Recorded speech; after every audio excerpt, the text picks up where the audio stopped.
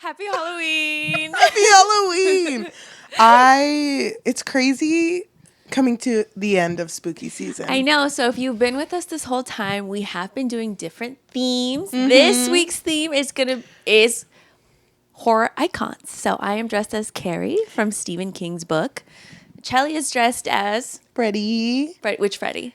Freddy Krueger. I don't have my claws today though. The claws aren't out. Can I let you know? I did put on bloody nails and they were really long. And then I couldn't do anything in them because I put them on too early. Oh. So the claws came off as soon as they came on. I'm kind of bummed that you don't have your claws, though. I know. I'm really bummed, too.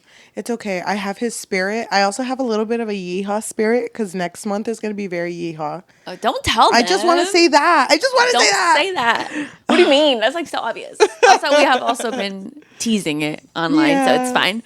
No big deal. But happy Halloween. Yes. I'm sad that spooky season is coming to an end. I am really sad, though. I am. Why don't you believe me? You have been waiting for this moment since the start of spooky season. No, I haven't. She's nodding if you're not watching. No, I mean, I feel like the way that we ran things this year for spooky season made it so much more like engaging to me too.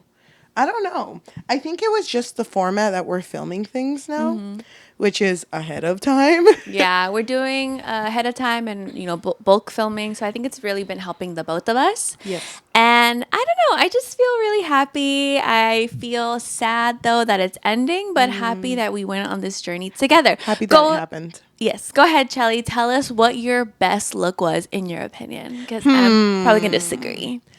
I'm probably going to disagree. You already know the best look by far, and it took so much effort, was my ghost fit. Ugh, I knew you were going to say the ghost fit. Dude, I recently watched that episode back. Yeah. Oh my God. It's so funny because we're having intense conversations. But you can't even see you can't see my expression. And then there was one point where you said something and I know in my head, I know what I was thinking. I wanted to make it obvious I was looking at you. So I literally completely 180 turned my body. Yeah. To and face me. Yeah. I just think it was iconic. I loved it. Your ghost fit was definitely the funniest one. Like if we were to give all of our costumes like superlatives, that one would be most comedic. Most iconic, most sexy, most hot, maybe the dead bride for both of us. I thought we looked really good. But my favorite costume of yours is definitely the witch one. I think you look so good like that. Thank you. So go ahead. Praise me now. I'm ready. I don't know. I feel like you kept getting better and better. And I ended with a bang. Dude, your outfit today is so good. I think, though, out of all of them, my favorite, although not spooky, was probably your angel outfit with your huge halo. Aww. Oh, dude, it was so good. Dude, I loved She was sparkling. It. Mm-hmm. That was a good one. That was a good one. But I think my favorite one is probably this one. Because I feel like I went all out. There's blood on me. I did my makeup very prom-like, I love that. Like I'm going to prom. I love that. Oh, I love this for us. I feel like there was a lot of growth for our podcast during these weeks that we've done spooky season. I'm as sad as I am that it's over. I'm happy that I no longer have to sleep scared. With one eye open. Yeah. I don't think it was that scary, though. See, but you have your husband to protect you. True. You know what I mean? Yeah. After this, when I walk home alone to my car by myself, it's so scary out there. No, yeah, okay, I get it. I get it. But let's reflect a little bit later. For now, Cheli. Yes. Are you ready to discuss our last book of spooky season, our book of the month? If you're in our book clubs, this is the book. Yes. Are you ready to talk about it? Do you think it can fix your life? I do. Good. Welcome to the Book Fix Podcast, a podcast where we fix lives one book at a time. I'm your host, Yajaira. And I'm your host, Cheli. Today we are talking about The Possession of Alba Díaz by Isabel Cañas. Finally. I got it. It takes all year. All month. You've been saying I've been practicing since January. What was I going to say? I think that this one was the one that I was most excited to talk about. I had not heard about this book, and I think this happens often. You bring up books, and then all of a sudden they start popping up. It's so weird because you said the same thing about The Bewitching, but I've been hearing about The Bewitching. Girl, you're in the loop. You're in the loop, and I'm right outside the loop. I'm really not, though. I feel like you are, and she's lying to us. She's being very humble right now. No, I mean, I get like emails from Fable and Goodreads, you know, and they let me know what's trending.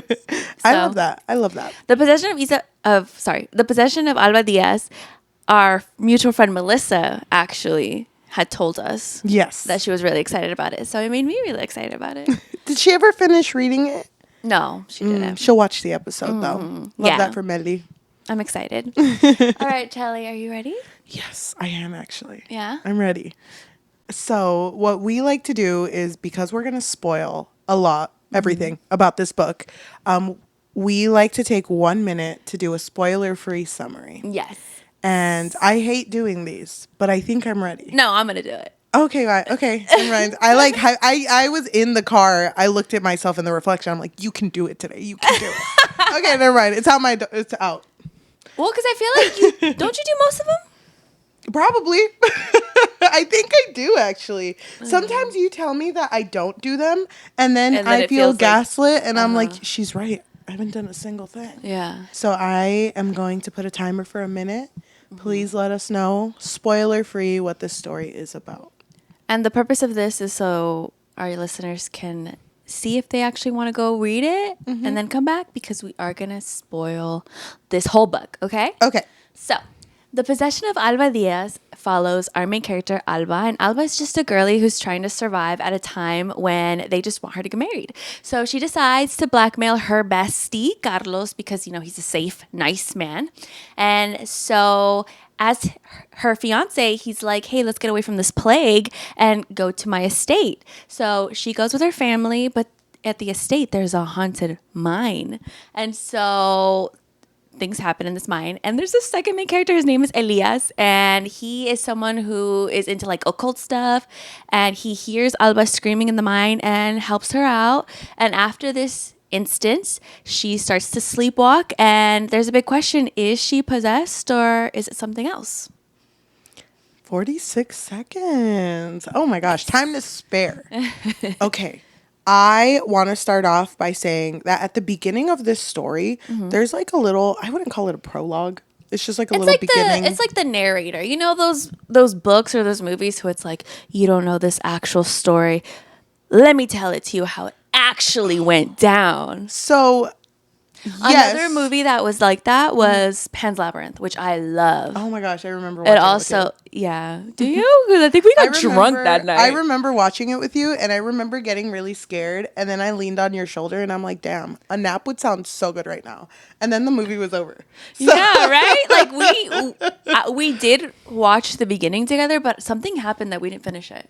I don't remember. That's the same thing that happened when we watched Death Note together. The movie? Yeah, we watched it together after I had already seen it. And every time I watch it, I always fall asleep earlier and earlier. So that time that we were watching it together, I had already watched it 3 times. Yeah. And I knocked out. Well, and then when I woke up, you were like, whoa. There's not much to that movie, so just watch the anime. But yes, let's get started. So there's a narrator. Before the narrator.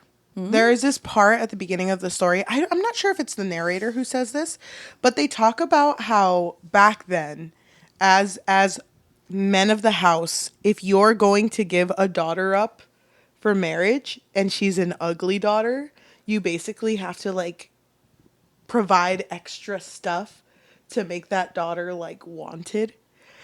And my God, I didn't realize my first read through of this book, how much that kind of resonates throughout the story. Yeah. I hate that. I hate that so much. Yeah. There's so much like, how do I say this?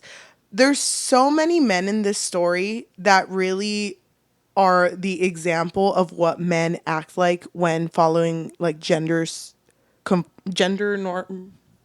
How do I say it? When they conform to gender norms. Yes. And oh my gosh, it makes me so angry. So the fact that the book started with this, I was like, oh my gosh, is that how they think of our main character?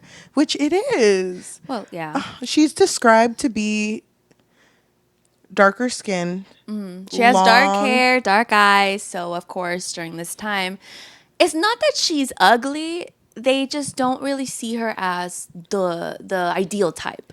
And I mean, this takes place in Zacatecas. And back then, historically, if you had darker skin, you were considered a lower class. Mm-hmm. So I'm going to correct myself. She actually had lighter skin, but she had dark hair and dark eyes. Yeah. So they could excuse her just like maybe she had something in her lineage, but she wasn't considered the lowest class. Right. But because she did have dark hair, she is considered lower than most. Right. And so she wasn't really respected by like people her age, and she spent a lot of her childhood kind of just on her own. Yeah, so let's keep going. Okay. So she had a friend named Carlos, and she and Carlos kind of grew up together, and she kind of realized, you know what, Carlos is a really nice man, and my parents, I'm at the age now where they're going to want to sell me off to somebody, and she doesn't want to risk it. She doesn't want to end up with an old abusive husband, so she blackmails him. And I did think it was kind of funny how she comes from a family who's very religious. Yeah. And so her mom is like, we have to confess, 3 times a day, because you never know, right?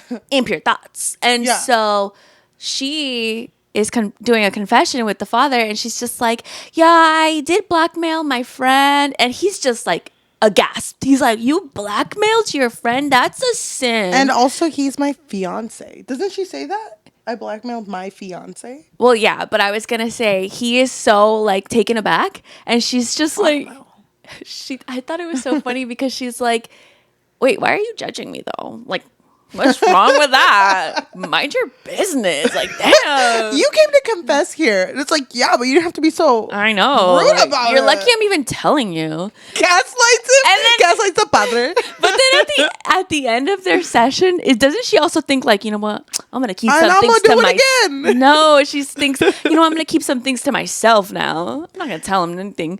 But because like his whole thing was like, you know what? I hope that you're really good to your husband. And she was like, I didn't really like how that ended. Yeah. She didn't really make it about me. Yeah. But actually, this book starts off with our other main character, Elias. He is at a market, and he starts feeling like a book is calling to him. It's a very weird moment, but when he goes to this one stand, he ends up buying this book of spells. And the writer of this book of spells, he's really, really big on love spells. Yes. And I thought it was cute because the author's whole mission was like love, Yes. And Elias is someone who values knowledge, and he's just like, you know what, I might need this book, whatever, I'll take it, but I'm not really looking for that. So then Elias gets a letter written by his dad telling him to come back home, yeah. And him and his dad have had kind of like a strained relationship, and so he's thinking, oh my God, it's been years since the last time I talked to him. So he's kind of like, okay, finally we're gonna talk, squash the beef. So then he goes home, and it's his grandfather there, and he's like, psych, I wrote that. Your dad actually passed away a couple years ago, but your dad bought this mine with, I believe, his brother, like the dad's brother, so Elias's uncle. And he's like, the grandfather's telling Elias, there's a lot of debt that your father has that now you have to pay off. Yep. So you're gonna have to use your mercury in the mine and do something with like the silver to kind of like pay off this debt. But you know what? I'll make it better. You get like 60% of whatever money we make from that. Yeah. So, I mean, it was a good deal, but that's slowly poisoning him.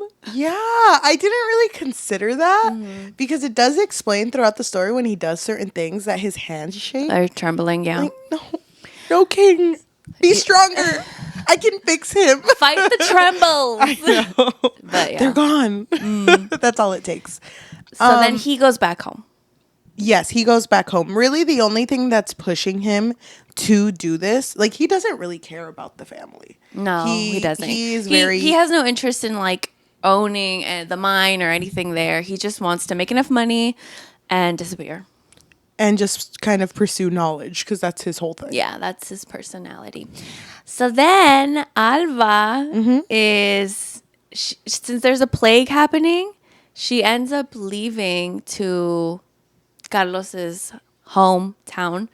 And while they're there, or maybe it was before that, I don't remember exactly the timeline anymore, but there was a party, right? Yes. And so she's just like overwhelmed. So she goes out to like the porch or something. And Elias is there. And so they strike up a conversation. And it's really cute because they kind of start flirting already. But they're not looking at each other. No. They can't really see each other. But they can see a little bit of each other, but not like that well. So it's just a little flirtation. No big deal. It's fine. But oops, Carlos and Elias. Yeah. They're cousins. How do you feel about that? Hating the brother, love your other brother. What? I can't think of the word. Love triangles. Love triangles with brothers. You hate that. I hate love triangles between brothers because I'm just like, stop trying to get into this whole sibling thing. Like, I don't know. I don't like it. But they're cousins. It's fine. I don't care. They're cousins. Suddenly I'm into it. They're cousins, but they're not close cousins. No, if they were not. BFFs, then I would have a problem with it. How did you feel that anytime Carlos... Because I think he mentions Elias once to Alba and is like, oh, he's the convict. He mentions after that moment, though, because she did like him. Elias. She liked Elias. And so when she goes back to her... No, first they have a dance, remember? Yeah. They danced. And then something happens. They get away from each other. And then her fiancé, Carlos, tells her that's the convict. So let's just say it now. Yeah. He did go to prison. Elias did go to prison because he did... maybe beat someone a little bit too much after a bar fight, or during a bar fight, I should say. And do you forgive him? I'm sorry, I wasn't there. Do you forgive him? Do you feel like maybe that was just a bad day? Well, listen, I feel like it's different because it's not like Elias is boastful about this. He does actually feel very remorseful that this happened, and this was just a different time. You know, bar fights, they happen. I will say, too, I like that you said it like that it is a different time. But I like that his view on it at the beginning is like, I did this thing. I am a monster. Like, there is no redeemable qualities of me. Yeah. I think he calls himself an ogre often because he doesn't see himself ever getting better. Yeah.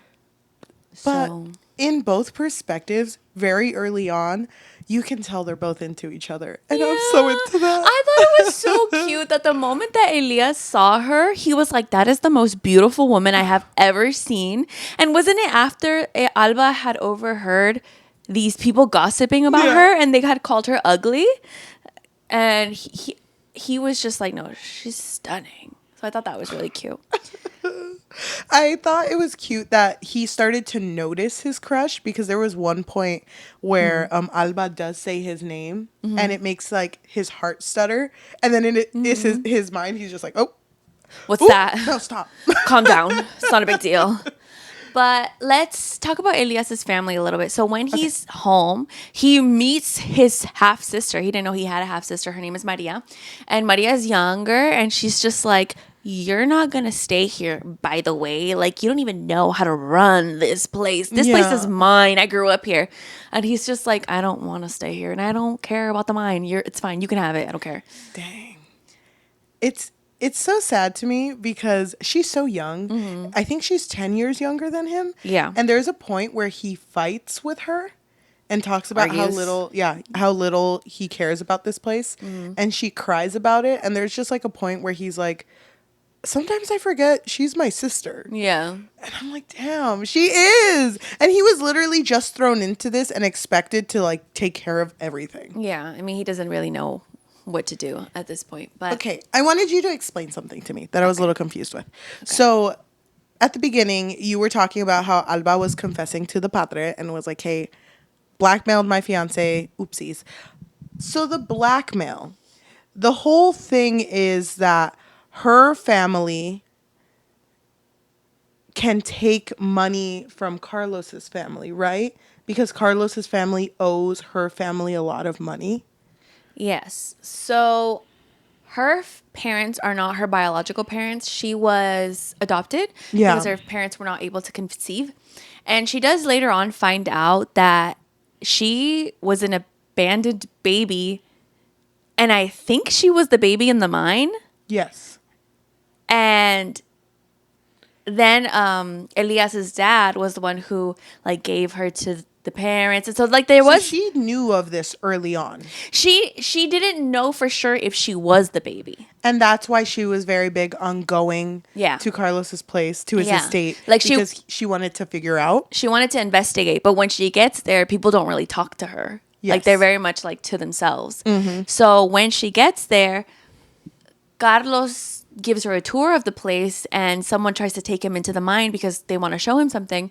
And she's just like, no, take me with you. I want to see the mine too. Yeah. But as soon as she walks into the mine, everything around her just blackens. And it's like she's not with them anymore. And she starts hearing a baby crying. And so now she's panicking, looking for this crying baby, but she's completely disoriented. Yeah. And Elias hears her crying or screaming. She's screaming for the baby. And so Elias is the one to save her from the mine. Yeah. And when he takes her out, he's like fighting with Carlos because he's like, why would you leave your fiance alone in a mine? Are you stupid? Oh my god. So yeah, they fight a lot. Okay. To bring up too, in this estate, who we currently have is Alba with Carlos. Elias is there, but he's kind of staying in this like workers' It's hut. in the servants' quarters. Right? Okay. Yeah. And then the padre is also there, Bartolomeo. The father that she confessed to, yeah. But is also besties with Carlos. Yeah, they're besties. Oh my god. Mm-hmm. The tea is so much. This feels like a telenovela. Just everyone knows each other. Yeah, there's so much happening. And then there's this other coworker, I believe his name is Romeo, and he has beef with Elias. And so they like fight in front of everybody. And it's kind of like awkward because, Romeo is found passed away. Yeah. Brutally. And they accuse Elias, but Elias was actually with Alba because that was the first night that she was sleepwalking. And he found her. And when he found her, it looked like so gory to him because her face looked so distorted. And I believe her eyes looked like hollow and stuff. Like, I don't know. She looked very ghost-like. And so he got scared. But he was like, but her body, though. Her body. She tries to walk away from it, but I keep just coming back. I know. It's like, okay, I won't look at her face because it's scary. Baby, not because it's not beautiful. It's just scary. Look at me. I know. And so she snaps out of it. When she wakes up, she's so confused. And then she explains that she did used to sleepwalk. Yes. And so he helps her. And that's the night that the whole situation with Romeo happened. So then she tells Bartolomeo. She tells him, the father, like in confession, like, he was with me, but I can't tell people that because, But it's so funny. I'm, engaged to be married. You came from the religion where you do have to confess. Yes. I didn't. So the idea of confession to me, it's so like foreign. Like I know what it is. Yeah. But to me, it felt like Bartolomeo just wanted the tea. No, he definitely. He was sitting. Oh, yeah. You know how the confession boxes are just like a huge square, like a phone booth? But you can't see each other. She's sitting on one side, but he's like kicking his feet, laying around. Tell me, wait, hold on. Do you remember those skits, the Chabela skits? Which ones? Where she would like, you don't remember the I think they were Mexican. You gotta show me. I'll probably know it. Where she would like confess to the padre. It was comedy. Yeah. She would confess to the padre and she would make it sound very raunchy, like whatever it was that she was talking about. And the padre would be like, Chabela! And she's like, but then she would be like, I know. And then she would explain that it was something innocent, even though it made it sound like it wasn't. And that sounds so familiar. Dude, you're going to have to show me a picture of it after. Yeah, I will. Wait, hold on. Let me fix this because I feel it over my ears. Okay. That looks a lot better. Like that? Yeah, that looks a lot better. Okay. I think that's exactly what the padre was doing. He was kicking his feet, coloring. Wait, hold on. It's not a bad thing to lust over. No, but he was like, it's not a bad thing that you were with Elias. Was there something else that maybe happened? I don't know. And she was like, yeah, I had impure thoughts. He's like freaking out. He's like, sorry, that wasn't me.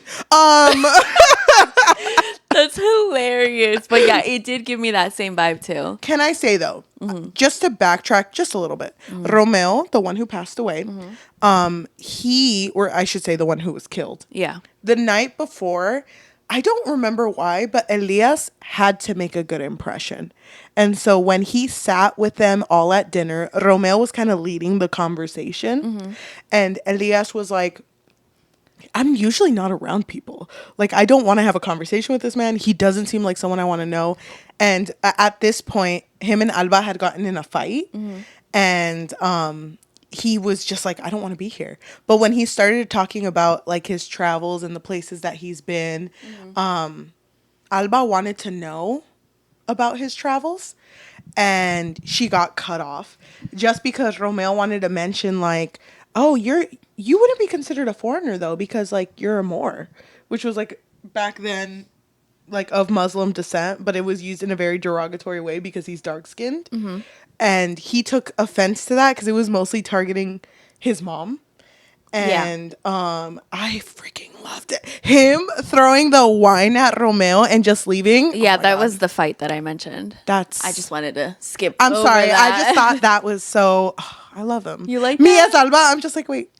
Wait, he's so cute. the freaking padre watching like, wait, oh my God. Wait, I kind of ship him. Let's jump a little bit forward because we still have a lot to cover. Go ahead. So Elias quickly realizes, hey, I think Alba's possessed because she is sleepwalking like nightly now. And even in the same night when she locks the door, somehow she is able to get out of the door. And so she tells him that she thinks that the padre is next to be targeted. Yes. Because she keeps having these like weird visions like, oh my God, I think something's going to happen to him. And so he starts telling her like, I'm going to help you. And because he's so willing to help, on one night, she attacks him with a knife because the demon inside of her is like, you know what? You bug me. You're in the way. And so this demon that is inside of Alba, it starts telling him like, I know what happened to Fatima. Like, I know that you abandoned her. And he's freaking out because he's like, who told you about my wife? That's so weird. She's saying this, Alba is saying this in his mother tongue. Yeah. Like a language she doesn't even know. And it also, even though she is kind of scary right now, her body, like I said before, very sexy. So he's just like, stop. Babe, get off of me. Is this cheating? I don't know. Stop it. And so when she comes back, he's like, girl, I need help with this demon. Yep. So the book of spells comes in handy because now he does like a little sigil on the ground. And remember, this is when it starts to get a little juicy, a little spicy. Dude, okay, but can I just say, I love him so much. When he was like, okay, we're going to do a little witchcraft right now. And I want you to know that you can say no. Like, when you're uncomfortable, just tell me no. Yeah. And then she was like, okay, no, yeah, I get it. And he was like, but do you want to practice it? Because, like, I used to not know how to say no. And I want you to feel comfortable to say no. So, like, for example, if I touch you, you can say, no, stop it. And she was like, no, stop it. And then he did it again. And then he was like, okay, go ahead. And she doesn't say anything. And then he's already shaking. Like, he's like, go ahead. And then she's like, no, keep touching me. Dude, I lost my mind. This was when they had their first kiss. And it was so magical. Like, oh my God. Such amazing romance in this horror Suddenly, book. The vibes in the estate are a little off. And Bartolomeo's like, I feel like I'm going to get some tea later. And he does. So, during this exorcism that they tried to perform, he fails. Yes. And so because he thinks that Alba could be in danger, he decides to include the padre now. He didn't want to at first because he didn't want to get the Inquisition involved. But now he's like, you know what? I need help. So now that Chismoso is going to get into this. I know. We need your help. And he's like, Finally. I knew there was something I was missing. He's wearing a lot of like DIY bracelets, and it says like Alba X. Oh my God, I forgot his name. Elias? Thank you. Alba X Elias forever. It's like finally. I've been waiting for this moment. But unfortunately. Yes, go ahead. Unfortunately, he is a little rough. So he like ties her up and he tells everyone that she has some sort of sickness. Yeah. And so nobody sees her until Carlos comes in. And he gets mad because Elias comes in and he's just like, why is he here? And he thinks that he doesn't know what's going on. So Elias kind of has to like bite back a laugh. Like, you're the one who's behind, not me. Remember that? The drama between them? Yes. I hate it though because like the whole time we're over here like, Bartolomeo, we know you're like the king of the fan club. You love Elias and me. You're not going to say anything. And Bartolomeo in this moment freaking snitch. He's like, I never said I wouldn't tell. Oh yeah. I never said I wouldn't tell. Elias had asked him not to tell anyone that she was possessed, but he did tell Carlos because they needed to transport her or something. I don't remember anymore. Or they needed like to take shifts or something. It made me so mad. It made me so mad. Yeah. I did want him to know. I mean, he's the fiance. He I know, but not like this. I don't want it. No, don't see me weak. I hate it's not like there's any romance between them. No, I know, but I feel a certain way about Carlos and Alba because even though there's no romance, there is this like beautiful relationship between them that I feel like gets better throughout the story. Was not good now because he was extremely mad at. I think there's a point where he even says like, I know we're not romantically involved, but you're still my wife. Fiancé. Like, yeah. Or you're going to be my wife. Yeah. I don't know. I felt a certain way. Bartolomeo really, really goofed this one up. Well, unfortunately, when she gets possessed again, the freaking demon is not an ally. The demon outs Carlos. Oh my God. Not funny at all, but that's such a funny way to put it. He's not an ally. Oh my gosh. The demon's a girl, no? Oh, she's not an ally. Well, actually, I don't know. They're not an ally. At this point in time, actually, pause for a second there. We forgot to mention that his stepmom, Carolina, tells him about the goddess. So there's a temple that they hid away because the padre wanted it. There's this whole thing where he thought that it was this temple that was causing the demon to come out, but it's not. It's something else. And so Carolina tells Elias, you need to go into this cave and communicate with the goddess to see if she can help you with Alba. But they think that he's going to have to off Alba. But he's already too much in love. Don't they mention, too, at this point, that the baby that had went missing in the mines is Alba? Yeah. And the reason a baby was in there was because the guy in charge of the mines, I don't remember what his name was, he did a horrible thing to a woman. And she ended up in a situation where her baby was possessed. And in order to get rid of this, he just gave this baby away in order to get rid of the evil. Yeah. And it really sucks because, like, the way it's presented is very much like, of course, it's not Alba's fault. She had nothing to do with this. Yeah. But it's like, no, the only thing we can do is kill her. And it's like, no. Yeah. And he already is in too deep, so he's not going to do that. And I love his sister Maria when it's like, he's too deep in love with her. Yeah. That is not going to like happen. on the side, yeah. Yeah. So when he goes in to talk to the goddess informs him that she moves through silver, which lucky enough, because he works with silver and mercury, he already has it embedded into his hands. You know, it's already in him. So she could move through him and help him out with the demon. So back again in this moment when Alba's possessed and the demon's talking crazy and he outs Carlos because Carlos has always been in love with Bartolomeo. Oh my God. Something happens with Elias where he, like, I don't know if he casts a spell or something, but he is able to help Alba with the demon. But after that, Carlos and Bartolomeo see like the soot marks on the floor, which makes it look like Elias is possessed. Yes. Right? Yeah. Well, also, it's also the fact that he's dabbling in the occult because at this time it's very frowned down upon. So they're like, that's not okay. And also, wasn't Bartolomeo like low-key jealous that Alba came to Elias and not him? When it came to like all this like... I mean, it would possession stuff. That's literally what I know. That's literally me. That's the padre. And like he was like hella mad about it. So I feel like to Bartolomeo, him over here, also not being an ally and just wanting to be the one who solves this is like, oh my God, I caught him in his freaking game. Yeah. Everyone's gonna say this padre is amazing, and I am. Yeah. So now Elias is imprisoned. Yeah. And when Alba finally wakes up, she's also kind of in prison, but in her room. Mm-hmm. And there's other padres who are watching her. And then Maria comes in, feeds her, and tells her that Elias is in the barn. And they're torturing him, basically. Mm-hmm. And so she's just like, I need to get him out of here because I love him. Okay, I love him. Sue me. And so then she escapes. And she runs into Carlos. And Carlos he's so mad and brings up that point, like, you're still my wife, you know? Like, fiancé. They're not married. You're going to be my wife. Sorry, I'm thinking in the future. Mm. And she tells him, like, you deserve to marry someone that loves you. Yeah, who will love every part of you. Hey, Carlos, I'm an ally. And he's like, I knew it. And so at this point, he's like, I'll help you. Well, he says it in a very like reluctant way, like, okay, like, you go to the barns first, I'll meet you, I'll get the carriage ready for you. But it's so funny because when they get Elias, the whole time Elias is like, Carlos is helping. Yeah. When did that happen? How long have you been out?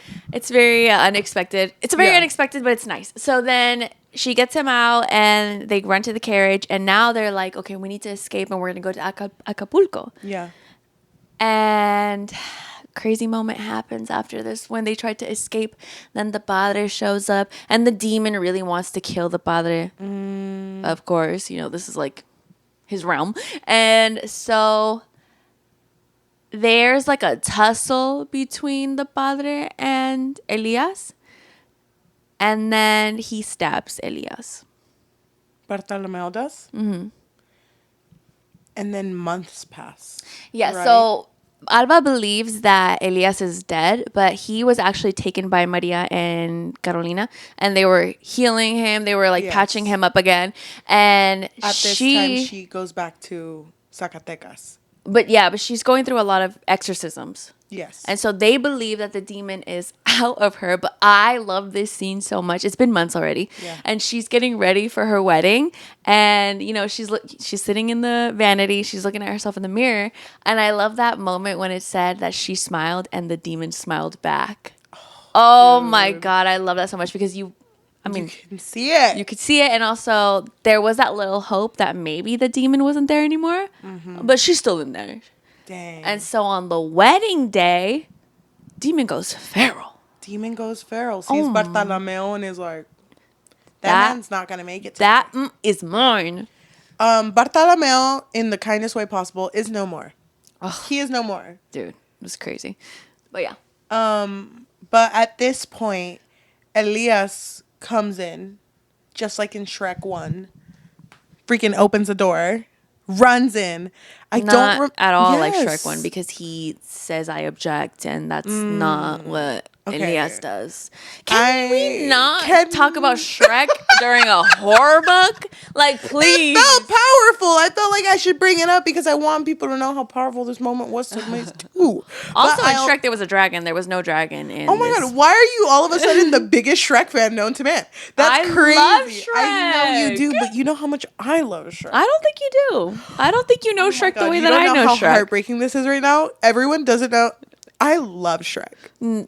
Oh, Miss wants to deny how much she loves Shrek. Stop! I'm grown, and I want to accept my love. I think it's time. Okay, anyway, nothing like Shrek. Get Shrek out of your mind because this is not. Don't parallel them together. Elias breaks in. Mm-hmm. No, he doesn't break in. She's on a killing spree. Oh, you're right. She's the demon now. She kills hella padres, right? No, yeah. It's a massacre. And she doesn't stop until she hears a familiar voice. You're right. Elias is there like, look at me, babe. Look at me. I'm right here, babe. Mm-hmm. Mm-hmm. And then how does he get it out of her? Because he does like a spell or something. I don't know. Or maybe it's the goddess. Like somehow he gets the demon out of her and they live happily ever after. In the freaking massacre. Walking over the padres. Sorry, guys. And where's Carlos? Carlos? No, there's no mention of Carlos here. But this is his. Carlos didn't even go, which is crazy. Because it would have been a different type of wedding, different drama. That's what I had wanted to ask you. Because when I read this, there was no mention of Carlos, only Bartolomeo. He was the only one that they confirmed. And the several padres. Death. Yeah. So I wasn't sure if Carlos was okay. Or is maybe he okay? Carlos wanted to be the one that walks down the aisle. Oh my god. You know what I mean? He would. He's like, after all these months, it's been all about you. Now it's about me. No, but it's funny because like after that massacre happens, it ends with like people think that Alba walked down that bloody aisle on her own. No, because this is like an urban legend. Yes, Elias, this is the narrator again. Sorry, Elias was with her hand in hand, and now their journey begins. And they go to Acapulco. Like, you're telling me this as if like 2 pages ago the worst massacre known to man just happened, and you're like, no, but it was really romantic. No, but it was, because don't you remember that the way that it ended paralleled the beginning with the fact that he found that book, and that author of the book loved love and, you know, really prioritized love and was searching for love. And so at the end of the book, it said that even though Elias was not searching for love, he found it. Bitch! I can't even hit you with this. No, it was so beautiful. It was really beautiful. Me crying at the end. And I really like it too that like even though Elias was someone who considered himself a monster, out of everyone in the story, he was so here for Alba. Yeah. And there was even a point too that throughout this whole like she's already deep in like the possession mode. And when they were at the estate, there was a point where one of the people who was related to Carlos was like, hey, I just realized Carlos is kind of going crazy because you're here. So why don't I just give you the percentage of money you were going to get so you can just go? Oh, they tell Elias that. Yeah. And Elias, this is all he wanted at the beginning of the story. And he's like, no. To pay off the debt. I promised Alba I was going to stay. And help her. And the guy's like, no, I'm generous. That's his uncle. Yes. Yes. I don't remember his name. Humberto?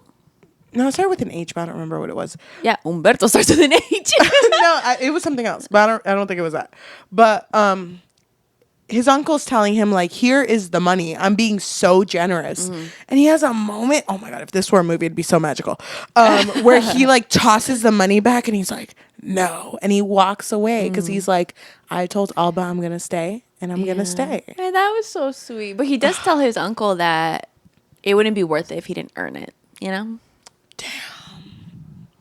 Damn. The end.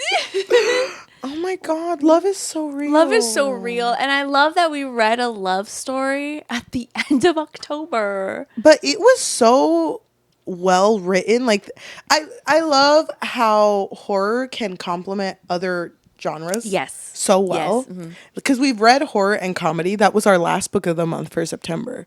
So horror and romance together in this worked really well. I'm sad about Carlos. I'm sad that we didn't get to see what happened to him. What do you mean? Carlos is good. He's living his life. Living la vida loca. Since you brought up Shrek, okay, man, let's bring Okay, you're saying it. I thought you were a Shrek fan. I thought that you would have loved to bring that up. No, never mind. It's whatever. If you love Shrek so much, why didn't you dress up as Shrek, huh? Cut to the next episode. We're both Shrek. I'm the human Shrek, though. Wait, why? What if I want to be a human Shrek? You don't. You literally don't. We'll discuss it in our next meeting. You're right. I don't. I want to be that green man. I know. So this was my favorite story of spooky season, and honestly, probably my favorite story of the year. Really? Yeah. I loved this book so much. Oh my God, it was so cute because when I finished reading it, I felt, you know, when you finish a book that you love a lot? Yes. It's just like so in you. You're so excited. I told my husband this book front to back, and he was like, I haven't seen you this excited for a book in a while. And I was like, oh, wow. Because I love it. What do you think was the last book you felt like this with? Oh God, I don't even know. It's been a minute. Yeah. Even if I really enjoy, like, of course I've given books 5 out of 5s. This year, it's different. But I mean, like, been super excited and just like want to relive it again. I reread it after I finished because I loved it so much. Oh my God, I love that for you. I'm sad though because it was a Fade to Black and I'm pissed. You want to know? Me logging into AO3, like, please. Guess it's my job. No, if nobody has written it, all right, I'll volunteer. I guess. I really, really like this book a lot. It is a 5 out of 5 for me as well. Yeah. I don't think it's going to be my favorite spooky read, though. What's your favorite spooky read? My favorite spooky read that we had was the book of the month last month, which was My Ex the Antichrist by Craig Louis. You do prefer more like comedic. It was so well done. Yeah, it was a really good book. But I think it's a nice contrast to each other. You know what I mean? Yeah. So I'm glad that we read both books. And I think this is a very good book to end spooky season with. I'm sad though. But you have to be happy with our journey. You know what I mean? Next spooky season though. What are we gonna do? What are we gonna do to up the game? I just think more costumes, more blood, more fake blood. I think we have to more themes. Should we summon something? Is that maybe too much? No empieces. Don't start. Don't start. Why? Poor kid. You don't. Poor cat. You don't want to summon anything. You're just saying that because the camera is on, and you're feeling brave. We're gonna cut, and I'm gonna be like, please, I don't want to do it. I was kidding. I think though we do have to film somewhere semi-spooky. No.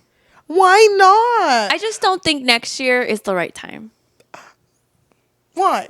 Why I was thinking Your of why not? Voice. Why? I don't get it. I feel like we're both brave enough. We can hire security, your husband, to protect us just in case. I just don't think we're ready for that. But we'll discuss it later. We'll have a meeting after this. Or next year. I don't know. No, yeah. No rush. We'll have a meeting with the whole staff and see what they think. Okay. This was a good way to end spooky season. Yeah, I agree. To anyone listening to us in audio form, whether that be Spotify, Apple Podcasts, Amazon Music, or anywhere you get your podcasts on, thank you so much. If you can leave a rating of 5 stars and a review recommending us our next read. We're actually all booked until December. Dude. So you probably won't see your recommendations until like maybe February. I know. We're on top of it. Yeah, we are. Crazy. And it's been helping us out a lot. Yeah. So if you're interested in supporting us just a little bit more, we do have a Patreon, which you can find at patreon.com/bookfix. But if you don't want something that's monthly, we do have Coffee, which is ko-fi.com/thebookfix, or buymeacoffee.com/thebookfix. If you are watching us, thank you so much. If you can like, comment, subscribe, and hit that notification bell. We post every Tuesday. Yes. Yajaira's been doing her own solo episodes recently. Oh, did you watch my last one? Yes! Your makeup one? Oh my gosh, dude. Oh my gosh. You're so well spoken. I just feel so inspired recently, so I don't know how long I'll keep it up, but it's been really fun. I love seeing you do this. It's so great. You should go watch those 2 episodes. You did a horror reads recommendation, and then you did a review, and then did a makeup. I did a makeup look based on the book cover. Yes. Oh my God. Queen. Thank you. I'm so glad you liked it. I was going to ask if you saw it, but we'll talk later about it. Okay. Thank you so much for listening. We will see you in November. Yeehaw! Oh my God. You already yeehawed, okay? You already yeehawed. Give me a Dolly Parton song right now. She's working mom. 9 to 5. Is she single mom? No, that's somebody. I was trying so hard to think of a country song. I don't know. El payaso del rodeo. That's Achy Breaky Heart. Think you understand. Why did we both whip? That was really weird. We synced up. Yes. We synced up. Thank you so much for listening. Bye.